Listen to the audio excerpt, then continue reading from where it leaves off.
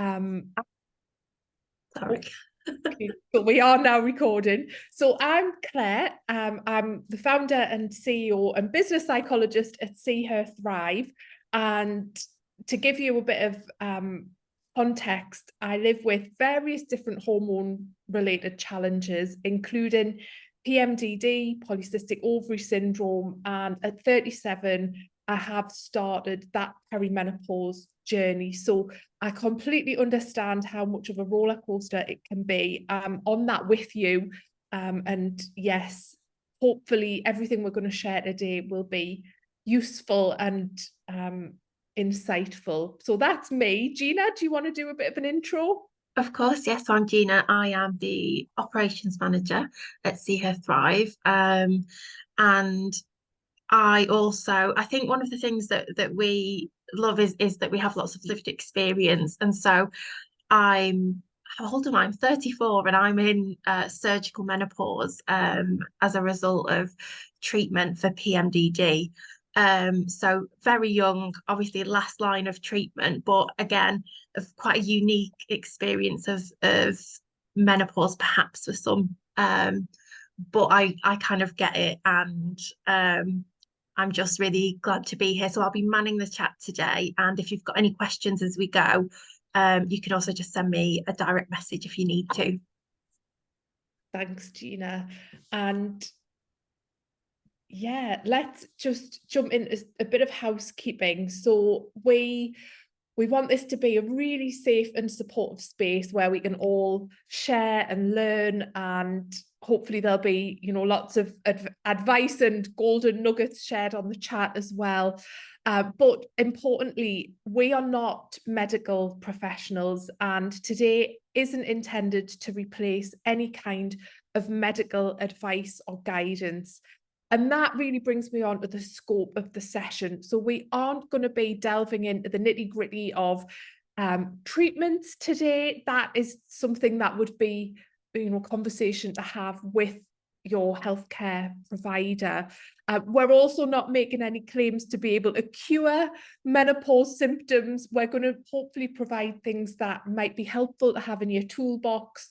But, we are still on this journey ourselves, and we're still learning and figuring things out as we go. And we definitely are not saying that we've got all of the answers. So I just wanted to make that clear as well, and set some expectations. A bit of a content warning. When we are sharing in spaces like this, we never really know what's going to crop up. And as we know, menopause can and does impact our mental health and can get pretty dark for lots of us. So if, things do get too much, then feel free to take time out and do what you need to do to just look after yourselves. We've got the chat up and running today, which you are very, very welcome to jump on and engage in. And I hope that will be a very vibrant space where you can share and connect and do whatever you want to do there. And yes, we kindly ask that you don't use this as an opportunity to sell products or services. Unfortunately, we've held events in the past and we've had people who have used it as a bit of a sales op, which just doesn't sit comfortably with us and how we work. That's not what we're about at all. So please do refrain from that, or we'll boot you out. It's as simple as that. And if you do want any advice or help or support, or there's anything at all we can do after today's session, that's our email address, hello@seeherthrive.com, or you can reach out to Gina or myself, just replace hello with our name. And we're always really, really happy to help you where we can. So in terms of what we've got planned for today, we will start off with a bit of a menopause 101 very quickly, because we are going to assume that most of us do have a level of knowledge and understanding, so we won't spend ages on that. And then we will look at some of the work-related challenges and experiences that many of us can encounter, how we can communicate those challenges and needs. And then we'll move on to look at some coping strategies that we have found helpful and that have, been shared by other people on this journey as well. we'll finish off with a bit of reflection and something that maybe you want to go away and work on in your own time. And as we go through you can ask questions. Gina will jump in if any questions pop in. And we love making this a conversation, and we love it when you get involved. So Gina will be sharing comments that come in on the chat as we go through, but you're also free to take yourself off mute if that feels comfortable for you as well. And just a reminder for anyone who joined a little bit late, we are recording today. So if you are sharing, it's just to bear that in mind. Something else that I forgot, just because this is a work setting or the context is work, can we please maintain and respect confidentiality of colleagues, potentially, clients, customers, whatever scenarios we might talk about, but that's also really important to us as well. Okay, so understanding the menopause journey, we want to start by opening this up to you and finding out about your experiences. And I wonder what specific symptoms or challenges have cropped up for you. You can use, work as the context or just generally, but what are the key things that you have found challenging in relation to menopause?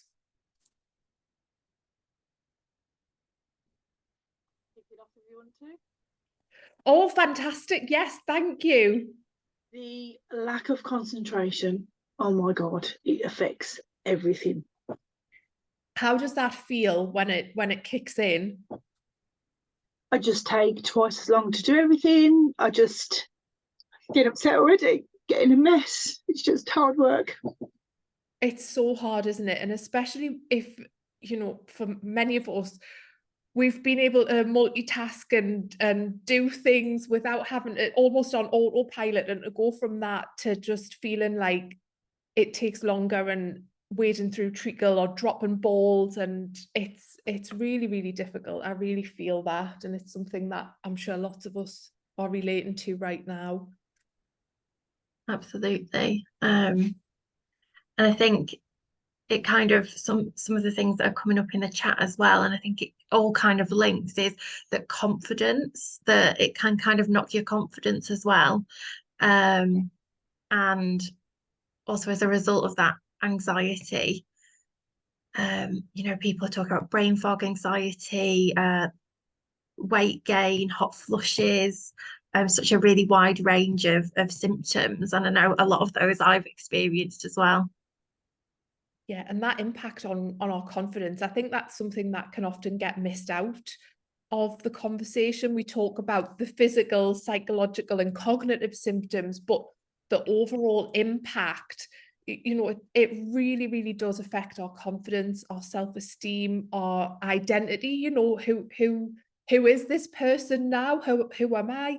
And that's really, really difficult. And I think that's something that we can't underestimate. It's, I would say it's like standing outside yourself, wondering, who is this person? Who is this?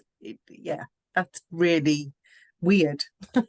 it's that it's almost like you're not familiar, or that familiarity and the rhythm and things that you've been in it's gone, and there's a real sometimes I have like a real disconnect. So I get that feeling kind of outside and looking in, and or watching things in slow motion. It's yeah. Any other comments, Gina, before we move on? Oh, I think you're on mute.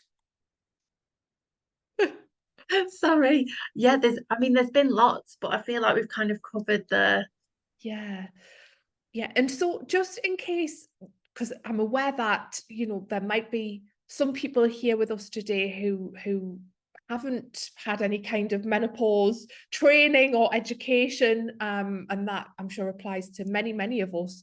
So why do we experience all of these symptoms? And they are wide-ranging, far-reaching, and can affect everything from the way our brain functions to hot flashes, those vasomotor symptoms, the physical symptoms.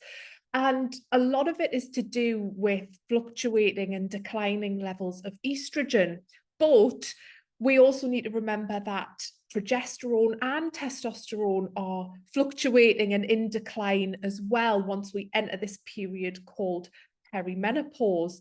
And if we had another section on this graph, if we showed what's happening in puberty, those fluctuations are very, very similar. And so if you think back, I mean, if I think back to, God, teenage years, puberty, and it was horrific. If that's anything like perimenopause, then we can see how much these fluctuations can and do have an impact. And what we're really passionate about here is making sure that we also recognize different menopause experiences, because not everyone will go through what we call a natural menopause. I don't like that word natural, but anyway. And for many of us, we might experience menopause, as Gina mentioned, she's in surgical menopause, so she's experiencing those symptoms because of surgery. People might be in chemical menopause because of conditions like PMDD or endometriosis. And for some people, menopause can happen way, way earlier than the average age of 51. Due to premature ovarian insufficiency, due to cancer treatment. So that diversity of experience is really important. And what drives us mad is when we see things about, midlife. It's something that happens in midlife, because actually for many of us, it happens a lot earlier than that. So I think we can all do our bit to just be mindful and make sure that if we're writing policies, if we're delivering training, if we're having talks, we're inclusive of as many different experiences as possible. And on that note, it's very, very important to recognize that trans and non-binary people might also be experiencing menopause. So inclusion and just being very aware of all of the different journeys and experiences is important. And so we've already mentioned some of the cognitive symptoms that we can experience: brain fog, forgetfulness, just feeling like, for me, it's like my brain is misfiring and I can't. It manifests for me as not being able to communicate as articulately as possible, and I forget things. And if we look, I mean, we've now got neuroimaging, which shows what happens to the brain, or what can happen to the brain because of low levels of estrogen. And it's fascinating, isn't it? So, we can see from that image, if we compare postmenopausal, the brain postmenopausally to premenopausally, there is a clear difference. So it's not all in our head. There is something fundamental happening with our brain that affects executive functioning skills. So being able to recall information, being able to retain information, all the way through to being able to communicate effectively, to manage our emotions. And so it's not something that we're imagining. We don't have time within today's session to delve into this particular study, but I have popped the link there if anybody is interested in reading more about this and the findings from this study. And so I kind of feel like we're all in this together, and sometimes paradoxically it can feel like we're really alone, and that it is a lonely journey often. But research came out just this what day are we on? Tuesday, last week from the CIPD, who are an HR organization or body in the UK. And they surveyed 2,000 women to find out about their menopause experiences at work. And there were some quite shocking stats to come out of that. But for me, one thing that stood out was the symptoms that people are experiencing, and it's the psychological and cognitive symptoms that are having the biggest impact at work. So typically we've often portrayed menopause as hot flushes, night sweats, but we now know that the impact can be much more than that.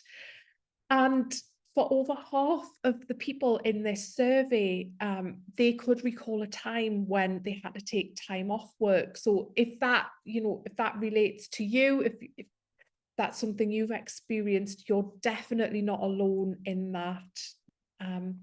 And for me, one of the saddest things, and a reason it just fuels everything that we do, and really does build the business case, if you like, for menopause support, is that 1 in 6 people have considered leaving work because of menopause symptoms. And that's, we can't lose talented women from our workforce. We just can't. And then if we look at intersectionalism and think about people with disabilities and also women of colour, the impact was more significant. So the impact of menopause symptoms was more significant. So again, when we're thinking about support and how to be inclusive, it's keeping in mind all of the different experiences. I'm just going to take a beat and see if we've had any comments or questions or anything, Gina, at this point, before we move on to the kind of practical strategies. I think at this stage there's kind of nothing key that would help, so we can move forward. Let's move forward then. And one thing that often comes up and people, ask us is, well, how do we talk about this at work? How do we approach a conversation? It's really, really difficult. I don't know where to start. I don't want to talk about it. And I think, first of all, it's important for us to acknowledge that you don't have to talk about this if you don't want to. If it doesn't feel comfortable for you, it is a private matter. And just because other people are comfortable sharing and being open, it doesn't mean that you have to feel forced to do that. So I think respecting everyone's individual wishes and preferences is something to take away from this before we get in. So one thing that we recommend in terms of where to start is just spending a bit of time thinking about, if you go through your day at work, and that's going to look different for all of us depending on what we do and the organization and what our role requires, but making a list of specific parts of your job that you're finding difficult because of symptoms. And it might be that when you sit down and reflect on that, it's only 1 or 2 things. But when we're in the midst of symptoms and flare-ups, it can feel so overwhelming that, we feel like we can't do anything at all. So this can be a really good exercise just to pin down some very specific things that are less manageable when you are experiencing symptoms. And then the next step is to just come up with some suggestions about what would be helpful for you, what would be supportive, and that can be a great starting point to take to a conversation, because it shows that you've proactively gone away and thought about it, and you've come up with suggestions for what might be helpful. What can be unhelpful, as I'm sure lots of us will know, is when someone tries to be prescriptive about, oh, well, we'll do this, we'll do that, we can do, and it's not what you need, actually. It's not what you want, it's not what you need. It often comes from a good place, a well-meaning place, but this really does help you to get across what actually would be helpful and supportive. Claire, Yes.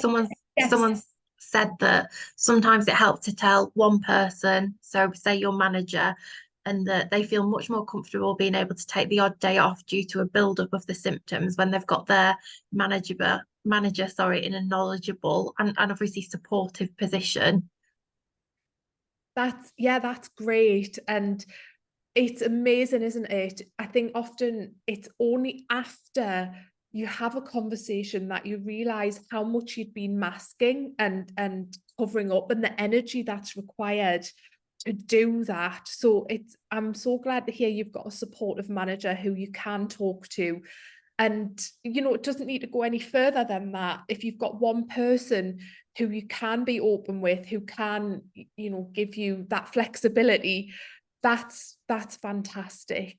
It's really, really great. Gina, Someone's asked, as a manager, how it may be that this is another session completely, but as a manager, how would we present our openness to discuss this? If there's a quick way to answer, Claire. That's absolutely fantastic. I love that question. So I think we've got a really prime opportunity this week, next week, with World Menopause Day. And I think what I would do is send out some kind of communication, whether that's a resource. We're going to share some bits and bobs with you after today's session, but use that as a platform to start that conversation. So you could share a resource with your team, with your colleagues or your direct reports, and say, I'm aware that menopause can be really difficult because of symptoms, and it can make work tricky. I want you to know that I'm here to support you. I would love to talk about it if there is anything you would like to discuss. And that just opens up the channel of communication beyond World Menopause Day and outside of this time. I think it's that thing of having deliberate time scheduled for one-to-one well-being check-ins with the people you are managing and supporting. And it can be, I say that, it's very easy to say that. The reality is it can be very difficult to find that time in the busyness of work, but scheduling it and blocking out that time, even if people haven't got anything to say and it's, well, I'm okay, but asking the question, go for a coffee, take that time. And that also helps with building psychological safety. If people feel that they've got that time and space, they can be more open with you. Gina, anything else? Sorry, I was tapping away. No, I think that's good for now. Thank you. And keep sharing, because these tips are really helpful for all of us. So before having a conversation, I mean, some things that are, fairly logical. Think about who you need to have it with. Is it your line manager, or would you feel more comfortable speaking to someone in HR? Do you have a well-being team? Do you have mental health champions? Do you have menopause champions? Some companies now have menopause champions. So just think about who do you need to have this conversation with, and who would you feel most comfortable having this conversation with.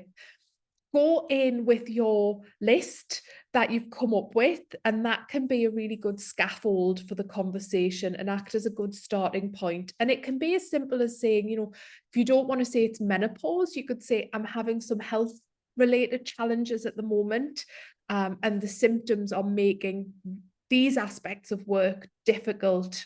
And then you can just go through and say, and what would be really helpful for this is X, if that's possible.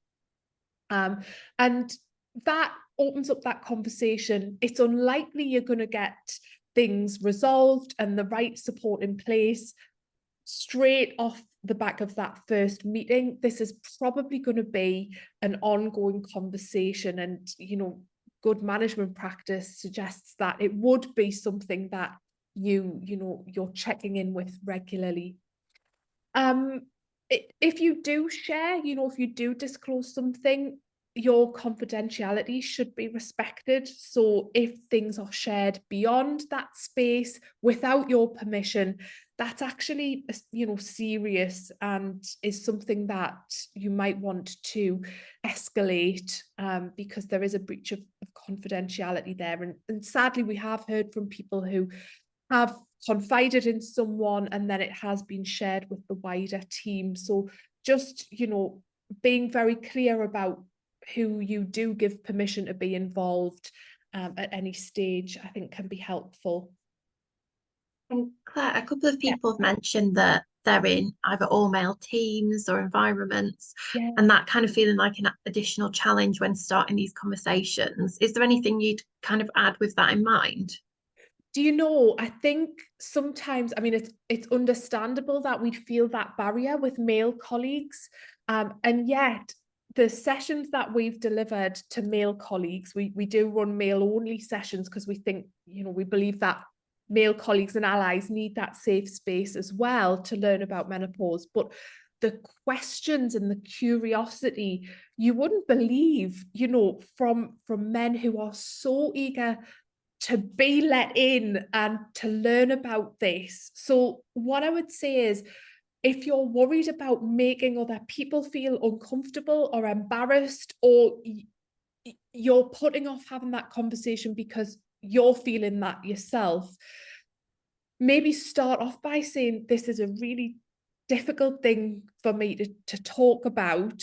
And it might not be something that you've ever dealt with before or come across before, but it's really important for me to have this conversation with you, and I'd really like to talk to you about it. Or, you know, if we think about different methods of communication, I think sometimes what can be helpful is priming a meeting with an email or some kind of written communication to give people a heads up. So you could send your male colleague an email just to say, you know, I'd really like to talk to you about something I'm going through at the minute, and it relates to menopause. If you feel comfortable sharing that level of detail, you might want to send some signposting to some resources so that they have time to kind of do some self-education and read up.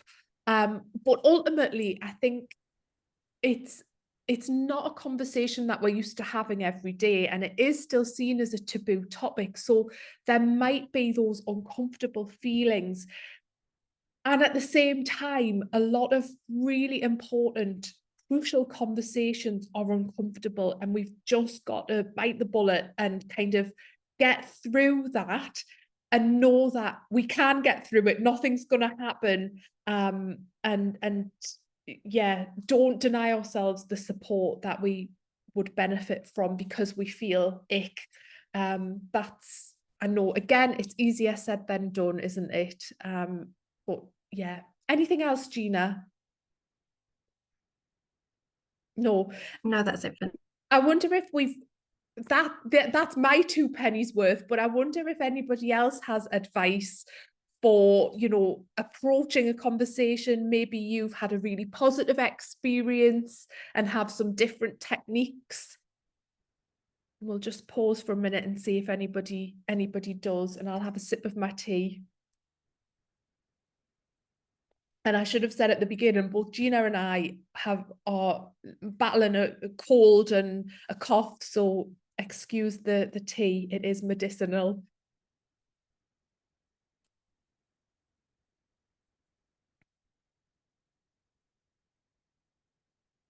So what advice if someone's worried about asking for support?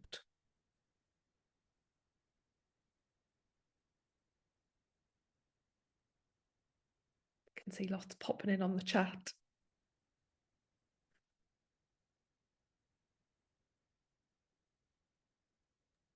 Sarah, yeah, go for it.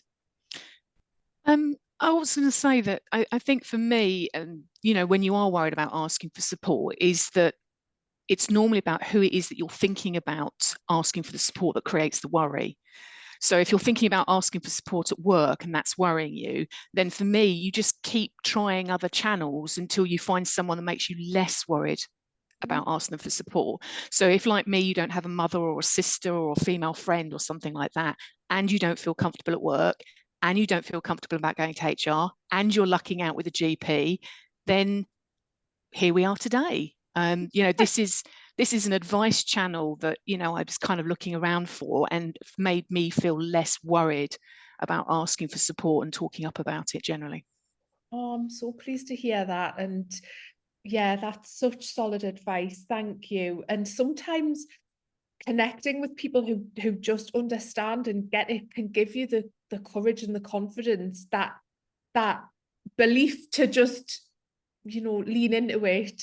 I think it's sometimes overlooked, you know, the power of community and support and empowering each other. Anything else, Gina, on the chat? I It's don't. if not, we can move on. Let's move on. Thank you. Okay. So one thing I did want to share, and this is by no means intended to scaremonger any HR people, managers, companies who are on the call today. So please don't worry, it's not for that. It is for awareness purposes, really, and just to kind of reassure you that if you do have a conversation, if you do open up about this at work, and you do seek that support, then you are protected in the UK. This is, I know we've got people from all over the world, so this is UK legislation. You do have a level of protection under the Equality Act. And wherever you're dialing in from today, you might find similar employment law that also is protective and supportive. Now, menopause isn't listed explicitly in the Equality Act. However, there have been a few and an increasing number of employment tribunals, and some have made the headlines fairly recently, in relation to employees who did seek support, who didn't get that support, who were treated unfairly and discriminated against. And so I think just being aware of this, again, hopefully will give you the confidence to be open if you do want to have that conversation, because government, you know, is starting to pay attention. There is more pressure at government level for this to become a protected characteristic. So yeah, but we're not going to get into any kind of political conversation and debate on that because we just don't have time today.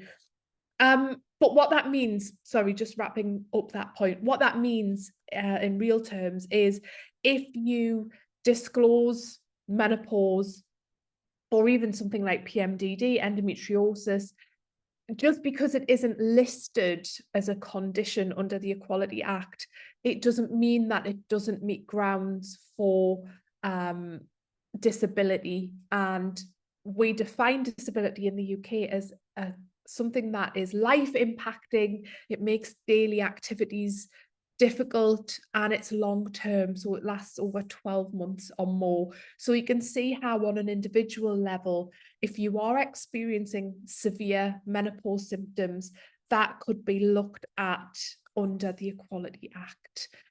So from an employer perspective, that means if, you know, someone does seek support, if we know that it's because of menopause symptoms or a health condition, then we have a duty of care and a legal obligation to provide reasonable adjustments where we can. Okay, so let's move on to look at some coping strategies. And we've pulled together a range of different things that hopefully will be useful. And we can't talk about strategies for everything today just because we don't have the time. So we focused on emotion-related strategies and also some productivity strategies that might help with things like brain fog and those cognitive symptoms. So first things first, let's look at what we call the life cycle of an emotion. And I think this really helps in understanding how we can experience outbursts and meltdowns. And for me, the way I think about hormone-related mood dysfunction or dysregulation is that this cycle is much, much shorter. So for me, I can go from being triggered to having an outburst. It's like going from 0 to 100 in 0.1 second. And, you know, some people have a much longer time period or level of patience or whatever you want to call it before they will have an outburst or before that emotion manifests somehow. And when we are grappling with emotion dysregulation, when we're, you know, at the mercy of our hormones and they're fluctuating, we might find that 1 minute we're okay and the next minute we're in floods of tears, or, you know, we're experiencing this irritability on a level that we've never experienced before. And that can, you know, that can result in us experiencing things like outbursts and meltdowns where we haven't had that previously, because, you know, there is something going on with our biochemistry, and it can be very difficult to manage that and control that. But one thing that can be helpful is, again, this might be something that you want to go away and think about in your own time. It's a bit of reflective work, but thinking about if this does apply to you and it is something that you struggle with, think about a time when your emotions did take over. Perhaps I haven't phrased that in the best way possible, but when you've experienced irritability or an outburst or anger, you've snapped, you've lost your patience, and think about what was the trigger. What, if you can pin it down to something that happened, what was it? And what happened? What happened next? How did that emotion manifest? Did you cry? Did you shout? Did you lose your temper? Did you withdraw and take yourself away and shut down? Did you say something out of character? So how did that blow up for you? And then what happened afterwards? And I know for me, when I've experienced an outburst, and I'm thinking about PMDD here, the guilt afterwards and that self-berating and, oh, you're so stupid, you've done it again, and that cycle, and it's awful. It's really, really awful. And actually a lot of the time, you know, we're dealing with something that is very, very difficult to control and to manage. But thinking about, you know, when you're in a calmer space, if you could go back and, you know, press pause before things escalated, is there anything that you could have done differently and that you would do differently? And I guess this is grounded in CBT techniques, but that can help to reframe and also tune us into some of the clues and cues that we're about to have another escalation again. So it's just being aware of any patterns and thinking about how we can interrupt that cycle, that build up before we get to an outburst. And that's what we really want to try and do. We want to try and nip it in the bud before we get past that point of no return, because it's really hard to bring that back, isn't it?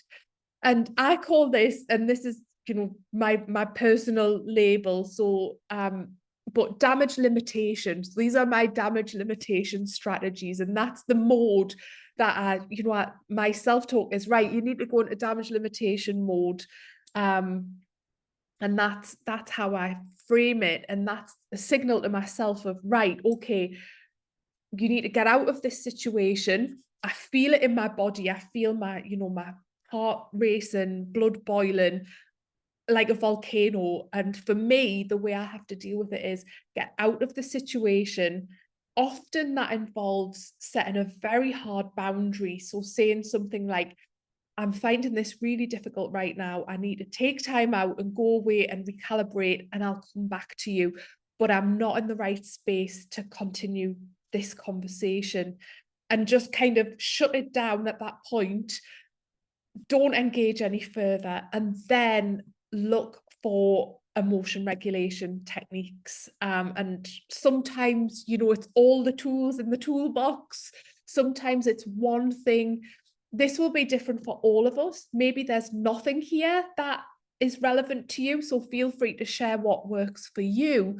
But I know for me, and Gina is aware of this, you know, for me, it's I have to get it out of my body, so it's movement. And I'll say, I need to go to the gym and just get this out. And that's, you know, because I feel I'm very kinesthetic, and I feel the movement part is very, very important for me. For some people, it's breath work and meditation, and that focusing inwards. And that's also very supportive for lots of us. It might be music and sound, so some of those distraction techniques, maybe listening to a guided visualization or something like that. And physical sensation, you know, we often forget that touch can be very grounding. So having an object that you can touch and focus on can bring you, you know, help to center you. Feeling the ground underneath your feet, it sounds a little bit woo-woo, doesn't it? But it can be really, really grounding and help center you when everything feels chaotic. Has anything popped in the chat, Gina, while we're on strategies? Not too much, but I just, as you were speaking then, I said weighted blankets when you said about that. Sometimes when it's just really helpful to ground me. But I love this one. Someone's just said taste and smell are also regulating, sucking a strong mint. Absolutely. It's that coming back to your senses. How can I come back to myself, into my body? And for me, you know, the music and the sound. So something that I do, you can't really do this in an office environment, but I put my headphones on and I put on something I love and I sing really loudly. Yeah. And actually, there's something about getting it out of my body that is really helpful. And someone's just asked, can you elaborate on tapping and grounding? How can we use these while we're at work? Yeah, so tapping is a really interesting one. And again, it's about bringing, as Gina said, bringing that focus back into the body and regulating. So we're down regulating, we're trying to bring things back and get a sense of calm and center ourselves. And so tapping, there are various different techniques. One of them is this really simple tapping at a regular pace, just at that point in between our eyes. Some people like to do it here. There are various different points on the face that can be really soothing. So if touch is something that, you know, you find helpful, then maybe that's something. And it might be that you have the tapping in conjunction with some deep breathing, or some box breathing. But it's just about kind of focusing on ourselves, and bringing things back if we can. Another thing that's just popped into my head, Gina, and I think this is something that we often see as a negative, but for me, and this has been something that I think is quite a recent thing, crying, that I've recognized as a way that my body regulates itself. And so when I get really, really angry, a lot of the time, I'm just thinking of like with my husband, sometimes I can't get my point across because I'm so frustrated and I cry. And I've realized that that is how my body tries to regulate. And so if you cry, you know, I think rather than fighting it, go and take yourself off, let it out, and probably you'll feel better afterwards. I know there's a lot of shame and embarrassment, isn't there, around crying, but it is an emotion regulation technique. That's why it exists. You know, it doesn't exist to wash our eyes out. It's a psychological thing. So let it flow. And I know Gina recently, I can't remember, I think it was when I was in PMDD, and I said, I need to put on a sad movie, and just cry and get it out. So yeah, have we had any more techniques? So someone shared that, and I'll say this out loud just because in terms of tapping, there are also great videos on YouTube. So if people want to, you know, get something that shows you how to do it. So look at that, and that it's discreet and you can use it while you're at work. And speaking of crying, and some people might view this as sad, but something that I used to do if I needed to cry, because as I said in the chat, I cry for every emotion. That's who I am. Taking a few minutes, if you can't get outside the building, if you can have a few minutes just to go to the loo, you can have, if you need to cry or you need to just take a breath, or go to the kitchen and put the kettle on and do your breathing. There are ways to work these things into your work environment, without making it into if you're worried about being away for too long. Absolutely. And setting boundaries as well, I think, that brings us on to a slightly different focus, but learning to say no, it can be really difficult. So we've got some phrases and ways to do that politely and elegantly. But again, if you do need to set a boundary to look after your energy, then do that. Some other things to support your hormonal health beyond emotion regulation, but certainly this plays into it and it helps. So if you're looking for things to kind of supplement, then magnesium can be really, really good for cognitive function and also anxiety and sleep. And most of us are actually deficient in magnesium. The same goes for vitamin D and omega-3. So I know often we're looking for things that we can practically get in to our routine, and that might be something as well. And then the lifestyle measures that we're not going to go through because I think they're pretty self-explanatory.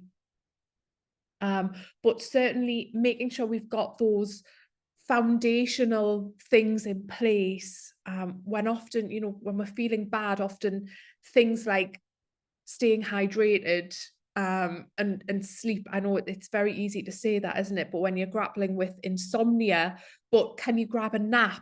Can you make that sleep up somehow? So those lifestyle measures and building blocks are really, really important. Okay, and I'm just keeping an eye on time, and I'm trying to get through as much as we can.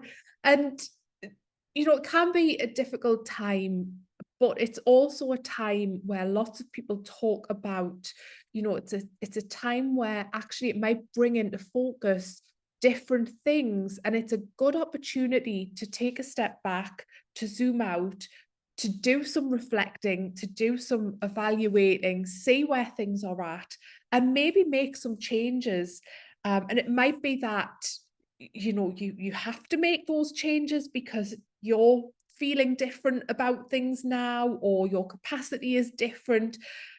That's not always a bad thing. It can be really exciting. And so we've got some bits that we'd like to share today. And I think this is probably something to take away and to do in your own time. Maybe find some quiet time to do some reflection. But one thing that is, I think, important to just think about is it work-related stress or is it menopause? Because a lot of the time we can explain things away, can't we? Oh, well, it must be menopause, when actually maybe you're not happy at work. Maybe you've been unhappy for a long time and it's been mixed up in what you're going through in terms of this physical and psychological change. So distinguishing what's work related and what's health related, whether that's menopause, you could ask these questions for PMDD and other things as well, but taking this as an opportunity to look at life and work and where you're at, and really being honest. And there are some hard questions to ask. These are difficult questions, if you're honest with yourself, but really worth doing the work, because it might open up new avenues, new opportunities, and shed some light on some other things that have been going on for you, that you've explained as you know, it's menopause when it might be something else. And we talked at the beginning about the impact that this can have on our confidence. And it can be really difficult, can't it, when you're going through these big changes and trying to navigate that, and you know, you don't know who you are anymore. And so bringing back into focus who you are, what makes you amazing, what makes you different, and remembering your strengths. And it's not often that we actually, or I'm speaking for myself here, how often do we sit down and actually think about all of the good stuff that we bring? We've got a bias, a negative bias, and we tend to focus on the things that are going badly and that we're doing wrong and where we're messing up. And we can really focus on that and spin out. And so again, flipping that and thinking, well, what do I bring to the team? I bring all of this good stuff. I need to remember that. I need to hang on to that. And again, you could just do, you know, some journaling, reflective journaling for yourself. You might want to write a letter to yourself, or, you know, depending on what the answers are to these questions, pin them up so that they're always, you know, your strengths are always there, they're always within focus. But it's so easy to lose sight of what makes us brilliant, what makes us unique when we're grappling with these health challenges. I'm going to pause and see if anything has come in, or if Gina, if you have anything to add, because Gina is a coach, and so Gina, you're far better placed to be talking about this than me, actually. I was just going to share something that came up in the chat, and it kind of speaks to what we've been covering. Is someone shared that they work 24 hours in their main job and have another job on a Friday. It's allowed them to cope with feeling overwhelmed at work. More specifically, they found that they're less ambitious and care more about living. And I kind of commented on this and said that I think it's really important that at all different stages in our life, we are kind of looking inwards and assessing what we want. And also, is the thing that we want what we think we want or what we actually want? Are they like a result of societal pressures or the people around us? And so just doing these check-ins to see where we're at is really important, because our priorities do shift and change. And sometimes you need that check-in and that time to be able to acknowledge that and move forward from it. Absolutely, that's so important. Thank you so much, whoever shared that. That's Yeah, that was me. I think it's partly, and I found that it came through. I don't know whether it's partly because people are having their children later, but I found this with quite a few colleagues, that they got to a point when they actually thought their kids would need less support, but the children start secondary school and suddenly they need more support.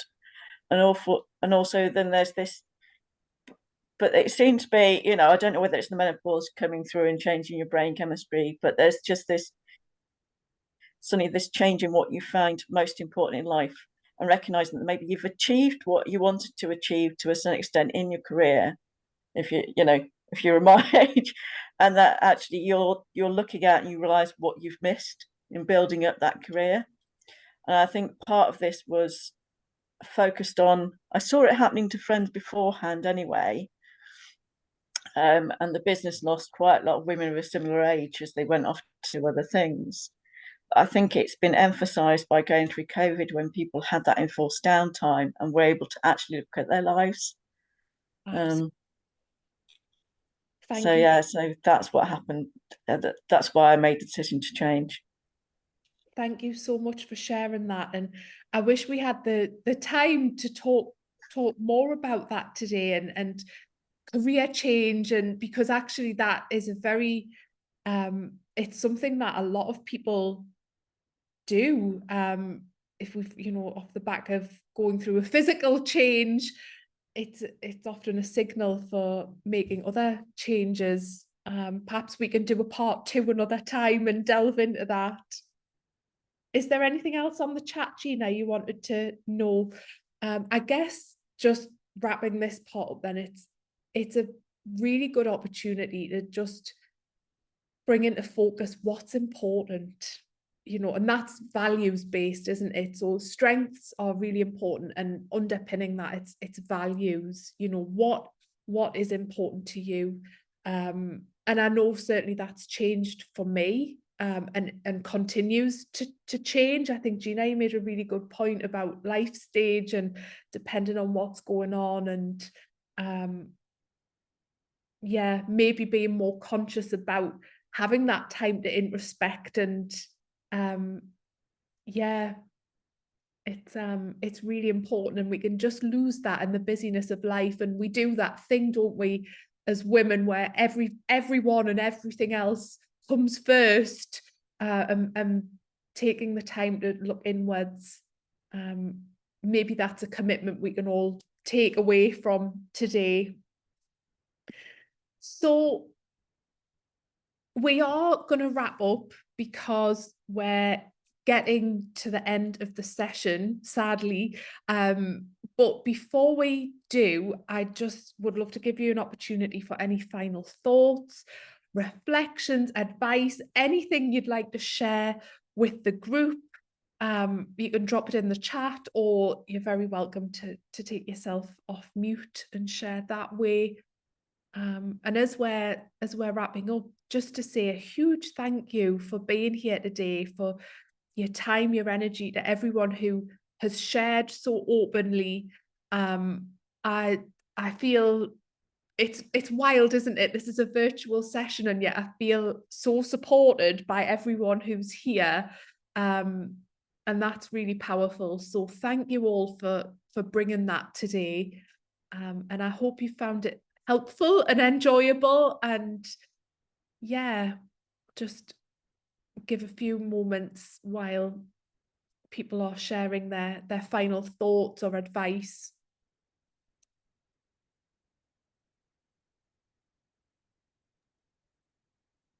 Just a whole lot of thank yous coming in, which is so wonderful to see. And a huge thank you to everyone for being here and sharing so openly. I think that always it's that sense of community. I think with sessions like this, for me, that you get a real sense of we're here and we're in this together. We're not alone, which is really important.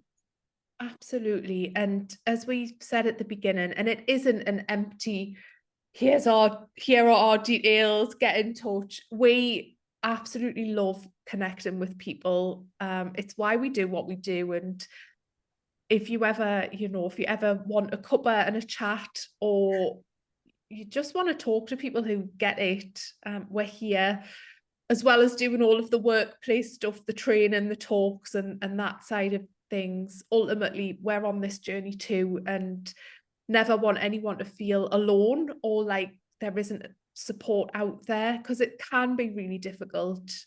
But yeah, we're here, we've got you. We have. We've got each other. I think that's the important thing. And I just want to share this. So I would say, be kind to yourself. If you were someone else, what would you say to them? And I just think that is such a lovely sentiment, and something, yeah, because often we're really hard on ourselves, aren't we? Like, just as a default, but you're so kind to the people around you, like, and so yeah, what would you say to them? Thank you so much for sharing that. And I remember. someone, Oh, sorry.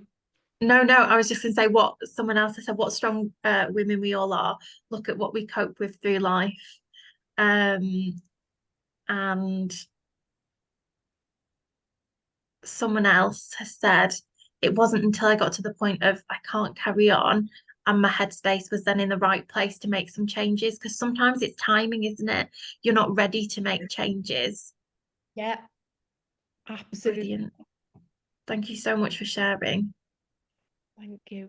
And just going back to what you said about being kind, or what someone shared about being kind, I'll just share with you something that came out of a therapy session, something my therapist said once, and it stuck with me ever since. And she said, you know, Claire, you're so hard on yourself, what would you say to that little girl who's inside you, you know, that really vulnerable, precious little girl that's in there? Like, all of this is being said to her, and oh, that was it. That was it. So just remembering, you know, we have got this vulnerability, and yeah, we need to look after ourselves.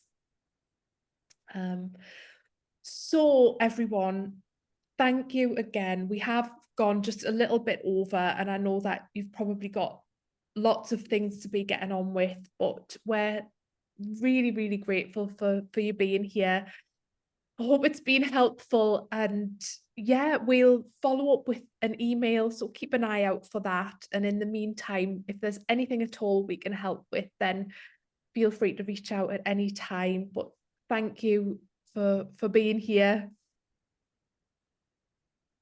and enjoy the rest of World Mental Health Day. Yeah. Thank you so much. It was really useful. Thank you. Thanks, Thank you. everyone. Thank you, everyone. Take care. Take care. Bye. Bye.